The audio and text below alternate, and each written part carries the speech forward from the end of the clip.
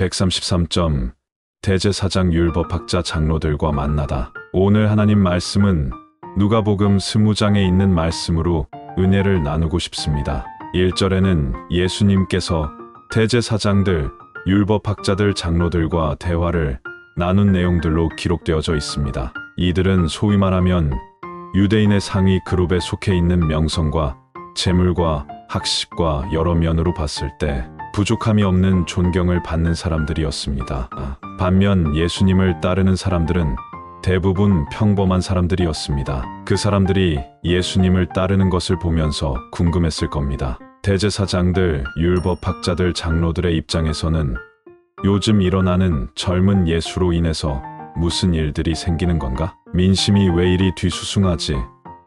라는 의구심을 갖고 예수님을 유심히 눈여겨보았을 것입니다. 20장에 나오는 오늘은 여러 말씀 중에 예수님을 트집을 잡으려고 하고 예수님을 모함하려 하고 올무를 놓는 내용들을 발견할 수 있습니다. 20장 맨 끝에 보면 예수님께서 결론적으로 하신 말씀이 이렇게 기록되어져 있습니다. 모두 백성이 듣고 있을 때 예수님께서 제자들에게 말씀하셨습니다. 이렇게 말씀하면서 율법학자들을 주의하여라. 이들은 긴 옷을 입고 다니는 것을 좋아하며 시장에서 인사받는 것과 회당과 잔치에서 윗자리를 좋아한다. 이들은 과부의 집을 삼키며 남에게 보이려고 길게 기도한다. 이들은 더 큰 심판을 받을 것이다. 단적으로 이렇게 말씀을 하시면서 율법학자들을 주의하라. 이렇게 예수님께서 결론적으로 말씀을 하고 있습니다. 율법학자들이 가지고 있는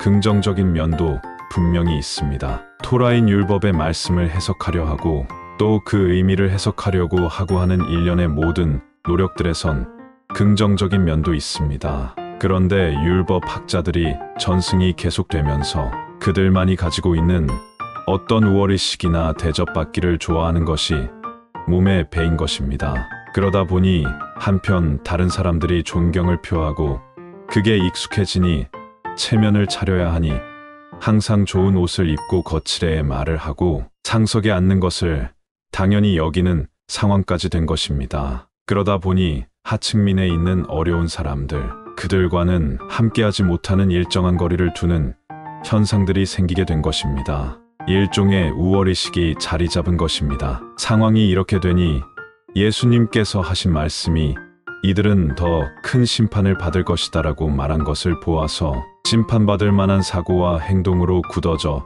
다른 사람들에게 비판받을 만한 행위들이 있었는 것입니다. 결국은 이러한 잘못들이 율법학자라고만 말씀했지만 결국은 대제사장들과 장로들, 그들에게도 유사한 잘못과 심판의 빌미들이 있었다고 이해할 수 있겠습니다. 어쨌든 이러한 부정적인 견해들을 인지하면서 오늘 말씀을 좀 살펴보고 싶습니다. 무슨 권한으로 병을 고치느냐? 첫 번째 내용은 이들이 예수님께 트집을 잡기를 당신이 무슨 권한으로 이렇게 병을 고치고 하나님의 말씀이라고 하는 것을 이렇게 증거하느냐? 이러한 문제 제기를 했습니다. 그러자 예수님께서는 20장 4절의 쉬운 성경에 이렇게 대답하셨습니다. 요한의 세례가 하늘로부터 왔느냐? 아니면 사람에게서 왔느냐? 이렇게 말씀을 하셨습니다. 세례 요한의 세례가 하늘로부터 왔으면 너희는 왜 요한을 믿지 않느냐?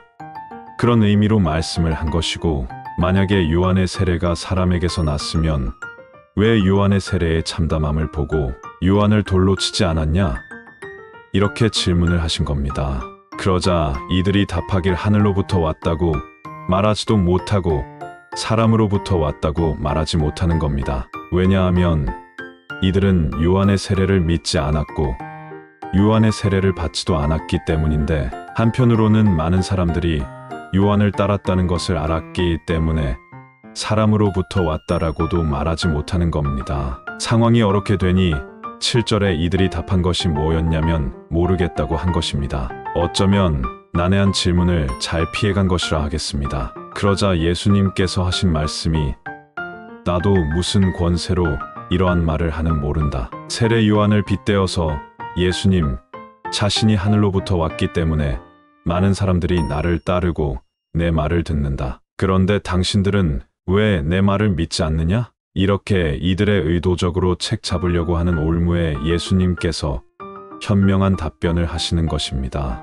예수님께서 병자를 고치시는 것은 병자에 대한 긍휼 때문이었고 자신이 하나님의 능력으로 기적을 베푸시는 분임을 드러내서 그리스도임을 확증하시기 위함이었을 것입니다. 그런데 예수님께서는 이런 말씀을 하시지 않으시고 세례 요한의 세례를 빗대어 현명한 답변을 하시는 것입니다. 아직까지는 때가 이르지 않으셔서 숨기시는 것일 수 있겠습니다. 악한 농부를 심판하다. 이것과 연관되어져서 예수님의 하나의 답변이라고 할 수 있는데 두 번째 예화는 뭐냐면 자주 나왔던 내용입니다.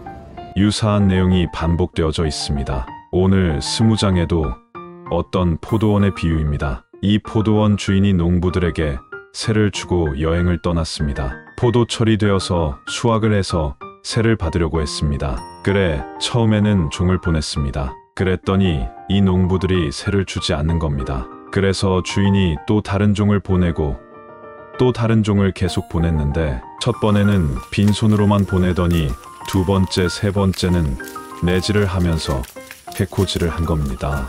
악한 농부들이 세를 못 주겠다라고 하는 강한 의사 표현을 한 겁니다. 그러자 포도원 주인이 생각하기를 아마 종들을 보내서 그런가 보다. 이제는 내 아들을 보내면 세를 주겠지.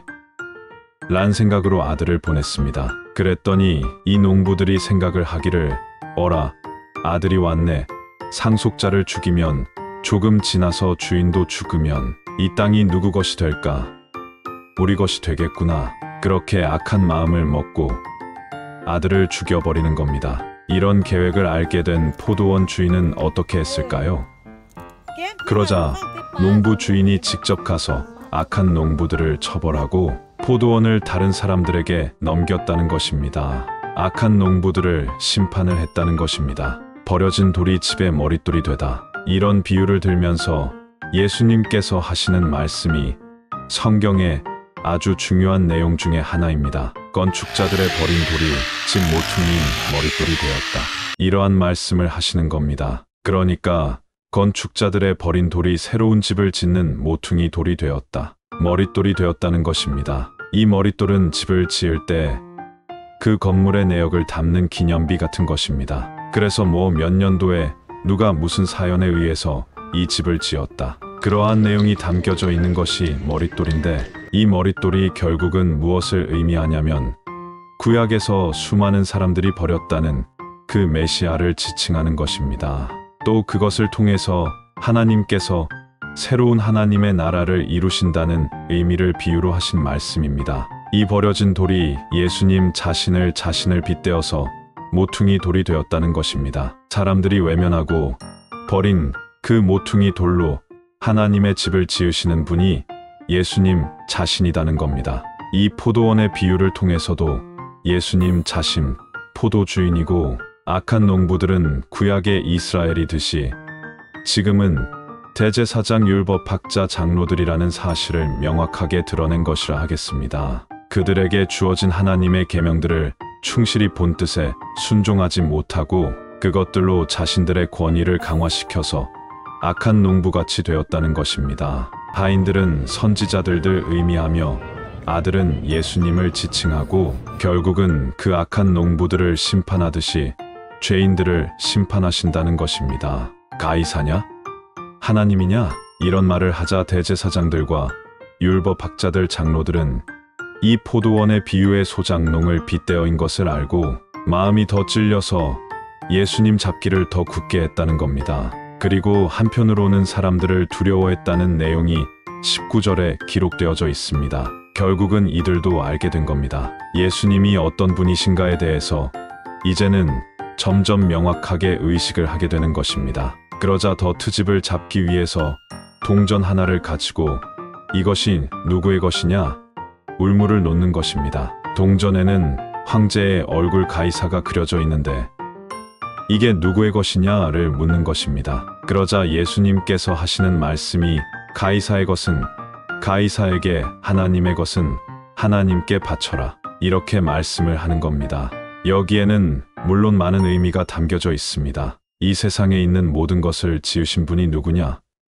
그런 의미이기도 하고 이 동전이 누구의 것이냐?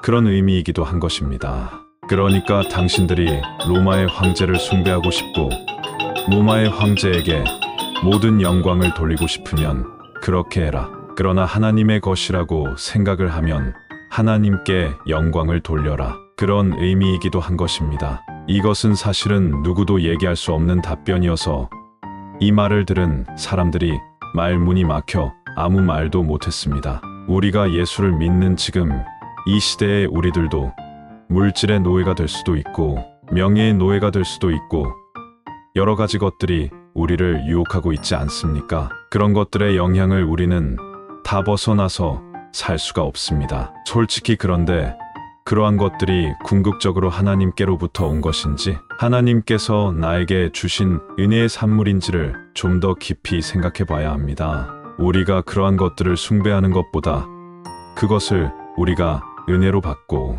그것을 잘 유익하게 활용할 수 있어야 하겠습니다. 그것이 하나님 앞에 감사할 수 있는 것, 그런 것들이 우리에게 있어서 매우 중요한 신앙의 자세다. 그렇게 이해할 수 있을 줄 압니다. 인천 송도역 남인천 농협 앞 배짜마 카페에서 이종화였습니다.